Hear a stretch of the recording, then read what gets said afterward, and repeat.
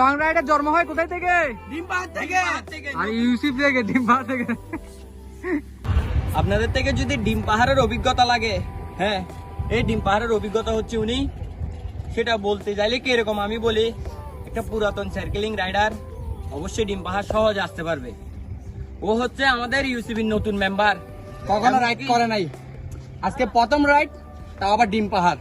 এটা সবার দ্বারা সম্ভব না। সম্ভব না। যদি টার্গেট আইডিয়া নেওয়া লাগে ওর থেকে নাও। প্রথম সাইকেল, প্রথম রাইড, তাও আবার ডিম পাহাড়। আর এটা সবাই পারবে না। যদি নতুন হিসাবে যদি ডিম পাহাড় মারতে পারো, আর তোমরা পুরান হয়ে কেন ডিম পাহাড় আর পারো? রং রাইডের জন্ম হয় কোথায় থেকে? ডিম পাহাড় থেকে। আর ইউসুফ থেকে, ডিম পাহাড় থেকে। নতুন যদি হয়ে ডিম পাহাড় মারতে পারো, তোমরা সাইকেলিস্ট হয়ে কেন পুরাতন হয়ে ডিম পাহাড় মারতে পারবে না? আর এটার থেকে শিখো। এটা দ্বারা ইউসিবি থেকেই সম্ভব, কারণ নতুন রাইডার নিয়ে রং রাইড দেওয়া এটা সব গ্রুপ পারে না। যে কোনো গ্রুপে যদি নতুন মেম্বার ঢুকে শর্ট শর্ট রাইড দিয়ে ওকে তৈরি করে, আর আমরা আর ডিম পাহাড়ে নিব না অন্য কোন গ্রুপ, এত অল্প বয়সে আর কথা হচ্ছে যে কোন রাইড দেয় না, কেউ নিবে না। অজুহাত না দেখে আপনারা সবাই ডিম পাহাড় আসেন, তারপর বুঝবেন ডিম পাহাড় কষ্ট না সহজ।